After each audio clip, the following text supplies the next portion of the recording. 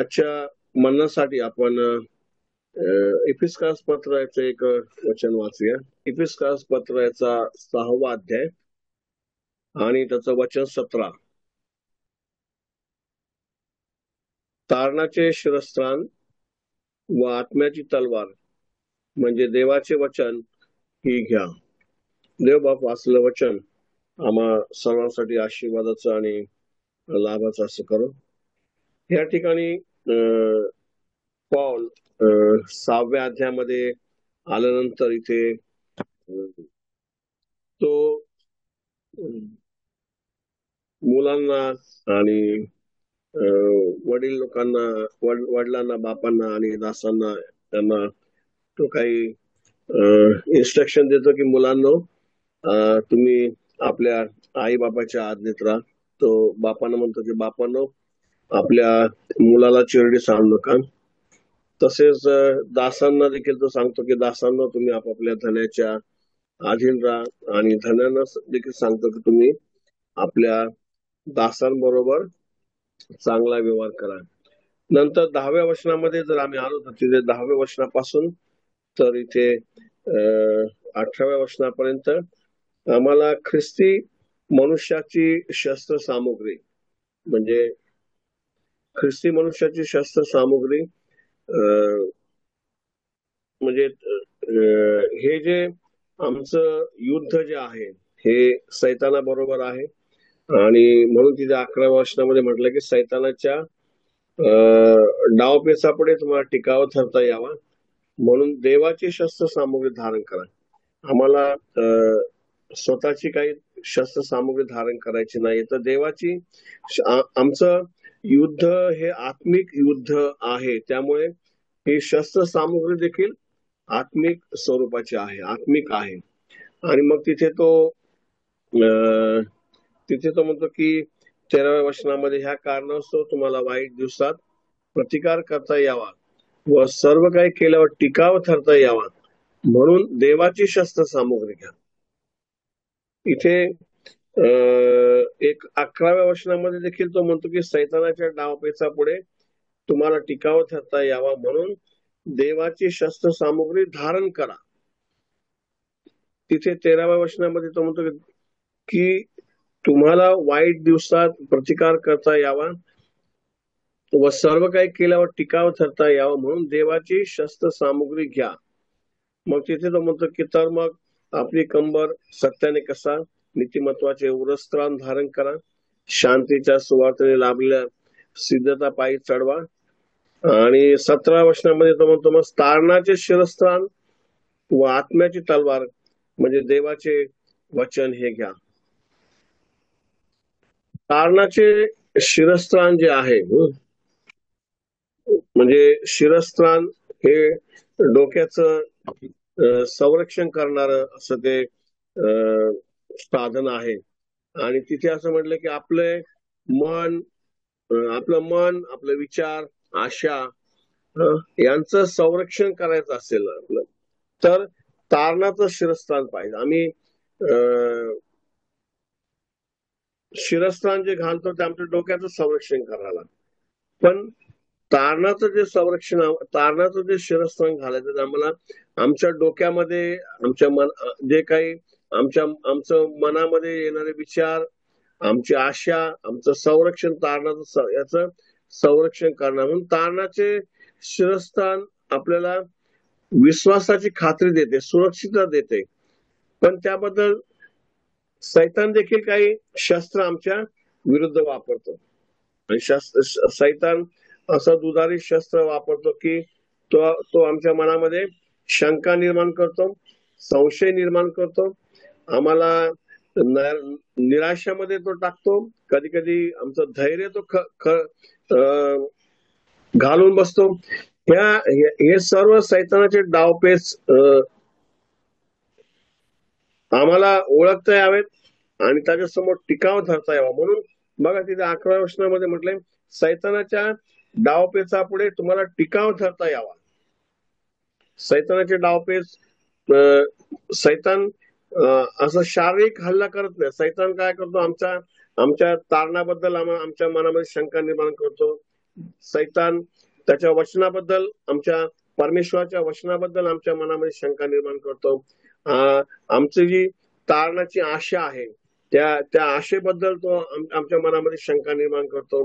आणि कधी कधी आम्ही जेव्हा प्रसंगामध्ये सापडतो तेव्हा आमचं धैर्य देखील तो खच्चीकरण करतो. म्हणून इथे 17व्या वचनामध्ये म्हटलं की तारणाचे शिरस्थान ह्यासाठी की आमचं धैर्य खचू नये, निराशा येऊ नये, म्हणून तारणाचे शिरस्थान फार महत्वाचं असं आहे. फक्त सैतान फक्त आमचं धैर्य खचवतो एवढं नाही, किंवा वचनाबद्दल तारणाबद्दल शंका आमच्या मनामध्ये निर्माण करतो एवढंच नव्हे, तर तो काही गोष्टीमध्ये तो आम्हाला अगदी नैराश्यामध्ये तो टाकतो. आणि म्हणून अशा प्रसंगामध्ये जर आम्ही गाफील राहिलो तर त्या गाफीलपणाचा फायदा सैतान घेऊन आम्ही पराजय आमच्या वाट्याला येऊ शकतो आणि सैतान त्याच्या हल्ल्यामध्ये विजयी होऊ शकतो. ह्या संदर्भामध्ये जर आम्ही पाहिलं तर एक देवाच्या संदेशाचं उदाहरण आम्हाला ह्या ठिकाणी घेता येईल की कशा प्रकारे त्याचं तो नैराश्यामध्ये आला, त्याचं धैर्य खचलं. तो एक चांगला प्रभावी संदेष्टा होता. एलियाचं उदाहरण आम्हाला पाहता येईल. जर आम्ही पहिले राजे याच्या 19व्या अध्यायामध्ये जर आलो तर तिथे त्याच्या आधी 18व्या अध्यायामध्ये जर आम्ही आलो तर तिथे कर्मेल डोंगरावरील तिथे एक प्रसंग आहे. आपल्या सर्वांचा तो परिचयाचा आहे म्हणून आपण सगळं ते वाचणार नाही. तर तिथे इस्रायलचे लोक देखील त्या कर्मेल 18व्या वचनामध्ये 18व्या अध्यायामध्ये जर तुम्ही 20व्या वचनापासून पुढे वाचलं तर पाहिलं तर तिथे आपल्याला समजेल. कर्मेल डोंगरावरती इस्रायलचे लोक देखील उपस्थित आहेत आणि तिथे अहाब राजा आहे आणि तिथे बालाचे जे पुजारी आहेत ते पुजारी देखील त्या डोंगरावर उपस्थित आहेत. 18व्या अध्याय आणि 19व्या वचनामध्ये तिथे असं म्हटलंय, जासूद पाठव आणि सर्व इस्रायलास बालमूर्तीच्या 450 संदेष्टांना आणि इस्रायलीच्या पंक्तीला जेवणाऱ्या अशेरा मूर्तीच्या 400 संदेष्टांना कर्मेल डोंगरावर माझ्या पुढे जमव. आणि मग तिथे हे सर्व जे बाल आणि अशेरा मूर्तीचे संदेष्टे तिथे एकत्र जमले, इस्रायल लोक तिथे एकत्र जमले.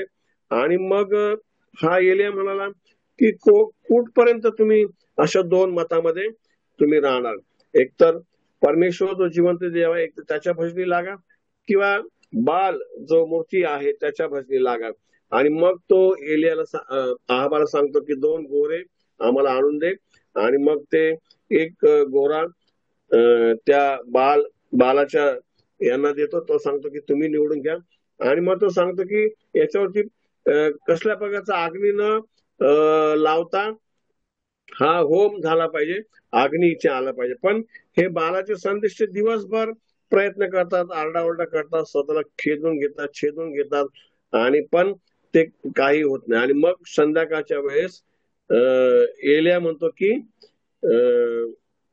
परमेश्वराला म्हणतो की इस्रायलामध्ये तूच देव आहेस, मी तुझा सेवक आहे. आणि मग एलिया त्या वेदीवरती पाणी टाकतो, तिथे ते सगळं अर्पण टाकतो.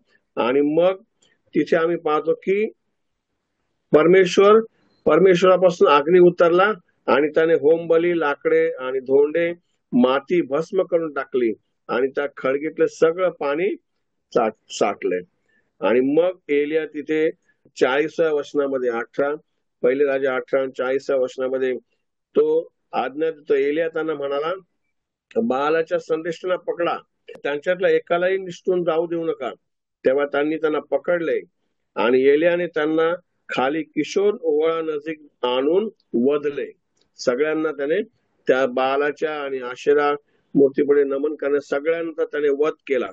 आणि मग ही गोष्ट इजबेल राणीच्या कानावर गेली. आणि मग इजबेल राणी म्हणाली 19व्या वचनामध्ये, तिने 19व्या अध्यायामध्ये आणि दुसरं वचन. तेव्हा इस्बिलीने दासून पाठवून एलियाला बजावले की संदेशाच्या जीवाच्या गतीसारखी तुझ्या जीवाची गती उद्या ह्याच वेळी केली नाही तर देव माझे तसेच त्याहून अधिक करो. आणि मग हे गोष्ट असून 35व्या वचनामध्ये तिथे हे ऐकून एलिया जीव घेऊन पळाला. एलिया घाबरला आणि जीव घेऊन तो पळाला. नंतर 9व्या वचनामध्ये ते आम्ही पाहतो की तो तेथे जाऊन एका गुहेत राहिला. तेव्हा परमेश्वराचे वचन त्याला प्राप्त झाले. तो त्याला म्हणाला, एलिया तू इथे काय करतोस? 10व्या वचनामध्ये तिथे एलिया म्हणतात, सेनाधीश परमेश्वर ह्याच्याविषयी मी फार ईर्ष्या युक्त झालो आहे, कारण इस्रायल लोकांनी तुझा करार पाळण्याचे सोडले, तुझ्या वेद्या मोडून टाकल्या, तुझे संदेश ते तरवारी निवडले, मीच काय तो एकटा उरलो आहे आणि आता ते माझाही जीव घेऊ पाहत. म्हणजे निराश झाला. हा एलियाचं धैर्य इथे खचलं. तो म्हटलं की आता ते माझा जीव घेऊ पाहतेत आणि तो म्हणतो की सगळे मरण पावले, मी एकटाच उरलोय. अशा परिस्थितीमध्ये परमेश्वर त्याला सांगतो की तू एकटा नाही. परमेश्वर त्याला धैर्य देतो. परमेश्वराने त्याला सोडलं नाही. 18वं वचन पहा, तरी पण 19:18 तरी पण इस्रायलातील ज्या 7,000 बाल मूर्तीपुढे गुडघे टेकले नाहीत व ज्या प्रत्येकाने मुखाने त्याचे चुंबन घेतले नाही त्यांना मी वाचवीन. परमेश्वर म्हणला की तू एकटा नाही, अजून असे 7,000 लोक आहेत की ज्यांनी बाल मूर्ती पुढे गुडघे टेकलेत. त्या सर्वांचं मी संरक्षण करेन, रक्षण करेन. यावरून आम्हाला समजतं की आमचा परमेश्वर हा आम्हाला कधीच टाकत नाही, कधीच सोडत नाही. आणि म्हणून तो एलियाला देखील म्हणाला की मी ह्या सर्वांना वाचवणार आहे आणि त्याबरोबर तुला देखील वाचवणार. परमेश्वराने आम्हाला अभिवचन दिलेलं आहे की मी तुला कधीच सोडणार नाही आणि तुला कधी टाकणार नाही. म्हणून आम्हाला ह्या सैतानाच्या डावपेचा पुढे आम्हाला टिकाव धरता यावं. सैतान आमच्या मनामध्ये शंका निर्माण करतो की आम्ही एकटे आहोत, आम्ही आता ह्या जगामध्ये काय करणार, आणि नैराश्य आमच्या जीवनामध्ये येतं. जर आम्ही तिथे परमेश्वर जसा जुन्या करारामध्ये आम्ही पाहतो तसंच नवीन करारामध्ये परमेश्वर हा न बदलणारा परमेश्वर आहे. इब्री लोकांच्या पत्रामध्ये तिथे आम्ही पाहतो की परमेश्वर म्हणतो मी तुला सोडणार नाही आणि तुला टाकणार नाही. असा हा न बदलणारा परमेश्वर आम्हाला हा आमचा पिता म्हणून आम्हाला लाभलेला आहे. तेव्हा कुठला पण प्रसंग असू द्या आणि काही पण समस्या आमच्या जीवनामध्ये असू द्या, आम्ही धैर्य सोडू नये आणि निराश आम्ही होऊ नये. म्हणून तारणाचं शिरस्थान हे आमच्या जीवनामध्ये फार महत्वाचं आहे. तारणाचं शिरस्थान असेल तर ह्या सर्व गोष्टी आमच्या डोक्यामध्ये, आमच्या मनामध्ये नैराश्य येणार नाही, काही आम्ही धैर्य खचून जाणार नाही. म्हणून आम्ही रोमकारच्या पत्रामध्ये देखील तिथे 8व्या अध्यायामध्ये 28व्या वचनामध्ये वाचतो की आपल्याला ठाऊक आहे की देवावर प्रीती करणाऱ्याला म्हणजे त्याच्या संकल्पाप्रमाणे बोलावलेल्यांना त्याच्या करणीने सर्व गोष्टी मिळून कल्याणकारी होतात. आमच्या जीवनामध्ये जरी समस्या आल्या, दुःख आलं, तरी देवाच्या संकल्पाप्रमाणे सर्व आमच्या जीवनामध्ये कल्याणकारी अशा गोष्टी देव घडवून आणतो. फक्त सैतान आमच्या मनामध्ये शंका निर्माण करतो.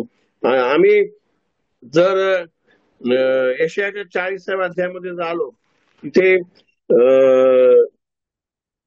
आम्हाला देवाने अभिवचन दिलेलं आहे.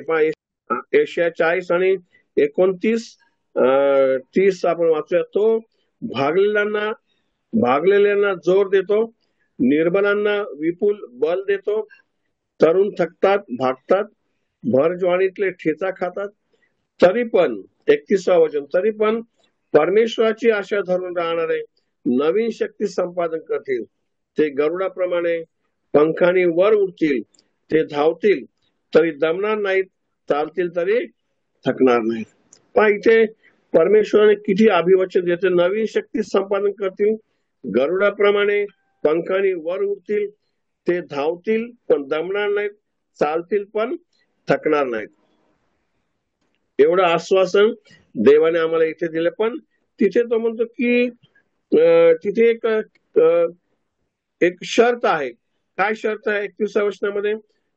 की तरी परमेश्वराची आशा धरून राहणार आहे. आम्हाला देवाने आमचं तारण केलं आणि देवाने आम्हाला आशा दिलेली आहे की आमचा प्रभू आम्हाला एक दिवस घेऊन जाण्यासाठी येणार आहे आणि अनंत काळासाठी निरंतर आम्ही त्याच्या समवेत राहणार आहोत. तो आमचा, आम्ही त्याची आराधना करत तिथे राहणार. पण ही जी आशा आमच्या जीवनामध्ये आहे, त्या आशाला खच्चीकरण करण्याचं काम हा सैतान करतो. म्हणून तारणाचं शिरस्त्राण असणं फार गरजेचं आहे. परमेश्वर आम्हाला परमेश्वराची तिथे आशा आम्हाला आहे. तिथे म्हणतो परमेश्वराची आशा धरून राहणारे लोक शक्ती संपादन करतील आणि तिथे गरुडाप्रमाणे पंखाने वर उडतील. म्हणून आणि गलती 6:9 मध्ये देखील म्हटले चांगले करण्याचा आपण कंटाळा करू नये, कारण आपण न खचलो तर यथाकाळी पीक आपल्या पदरात पडेल. आपण जर खचलो नाही तर यथाकाळी योग्य समयी पीक आपल्या पदरात पडेल. गलतीकारक पत्र 6वा अध्याय आणि 9वं वचन. म्हणून हे प्रसंगामध्ये आमचं धैर्य खचवण्याचं काम कोण करतो? जसं एलियाचं धैर्य खचलं, तो म्हणला मी एकटाच उरलो आणि ते आता हे इजबेल राणी माझा जीव घेऊ पाहते. खचून गेला तो. आम्ही देखील कधी कधी खचून जातो. पण तारणाचं शिरस्त्राण फार महत्वाचं आहे. दुसरी गोष्ट तिथे असं म्हटलं त्या Eph 6:17 मध्ये की पवित्र आत्म्याची तलवार म्हणजे देवाचं वचन. बाकीच्या जर सगळ्या शस्त्र सामग्री जर पाहिलं तर त्या बचाव करण्यासाठी आहे, पण तलवार कशासाठी आहे?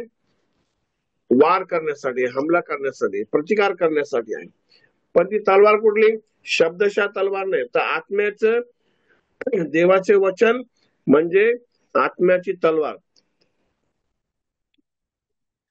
आत्म्याची तलवार म्हणजे देवाचे वचन.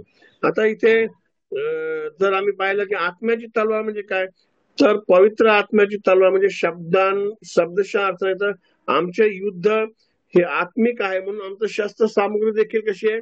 आत्मिक आहे. म्हणून तिथे म्हटलं आत्म्याची तलवार. आता आत्मिक आहे. देवाचे वचन आम्हाला कसं आलं? देवाचं वचन हे पवित्र आत्म्याच्या द्वारे आलं. हे जे ज्या लोकांनी संतांनी हे देवाचं वचन लिहिलं त्यांच्याकडे देवाचं वचन कसं आलं? पवित्र आत्म्याच्या द्वारा त्यांच्याकडे देवाचं वचन आलं. म्हणून ही देवाचं वचन ही आत्म्याची तलवार आहे. आणि म्हणून तिथे 2 कोरिंथ 10:4 मध्ये पौल म्हणतो की कारण आमच्या युद्धाची शस्त्रे ही दैहिक नाहीत. आमच्या युद्धाची शस्त्रे ही दैहिक नाहीत, कारण आमचं युद्ध हे दैहिक नाहीये. आमचं युद्ध ह्या दुरात्म्याबरोबर आहे, त्या सैतानाबरोबर आमचं युद्ध आहे. त्यामुळे आमचं युद्ध हे आत्म्याबरोबर असल्या कारणाने आमची शस्त्र देखील आत्मिक आहेत. आत्म्याची तलवार तिथे म्हटलंय हे देवाचं वचन आहे, ते आमच्यामध्ये भरपूर असलं पाहिजे. त्याचा साठा आमच्या हृदयामध्ये भरपूर असला पाहिजे. म्हणून ह्या देवाच्या वचनाला इब्री 4:12 मध्ये असं म्हटलंय, देवाचे वचन सजीव, सक्रिय, कोणत्याही दुधारी तलवारपेक्षा तीक्ष्ण असून जीव व आत्मा, सांधे व मज्जा यांना भेदून आरपार जाणारे व मनातील विचार व हेतू यांचे परीक्षक आहे. देवाचं वचन हे सजीव आणि सक्रिय आहे. हे देवाचं वचन हे आम्हाला सैतानाच्या विरुद्ध, त्याच्या डावपेचा पुढं आम्हाला टिकाव धरता म्हणून त्याच्या विरुद्ध आम्हाला वापरायचंय. फक्त बचाव करण्यासाठी नाही, तर तलवार ही वापरण्यासाठी, हमला करण्यासाठी. म्हणून तिथे 13व्या वचनामध्ये इब्री चार तेरामध्ये असं म्हणतो की आणि त्याच्या दृष्टीला अदृश्य कोणतीही निर्मिती नाही, तर ज्याच्या बरोबर आपला संबंध आहे त्या दृष्टाला सर्व उघडे व प्रगट केलेलं आहे. म्हणून ते देवाचं वचन आमच्या जीवनामध्ये भरपूर असलं पाहिजे.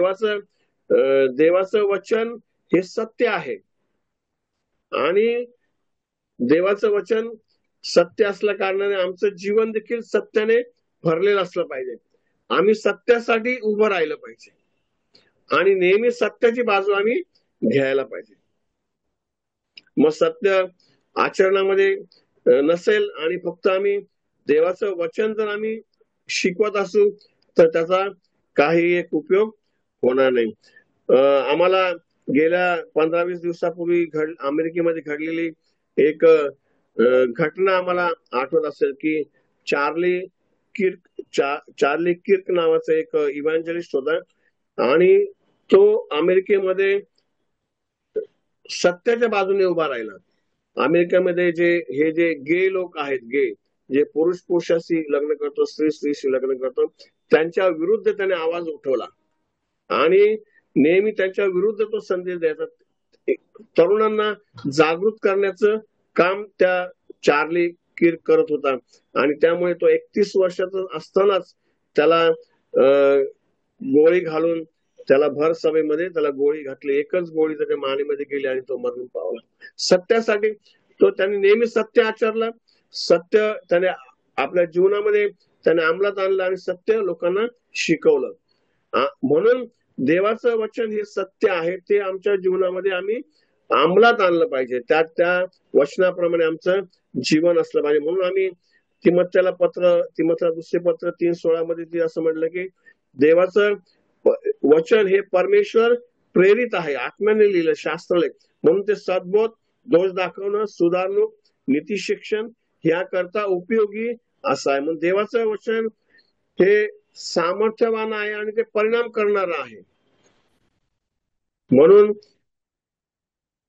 आम्हाला तारणाचे शिरस्त्राण आणि आत्म्याची तलवार हे देवाचं वचन हे आम्हाला दोन्ही गोष्टी आमच्या जीवनामध्ये फार महत्वाच्या आहेत की ह्यासाठी की आम्हाला त्या सैतानापुढे आम्हाला टिकाव धरता येईल.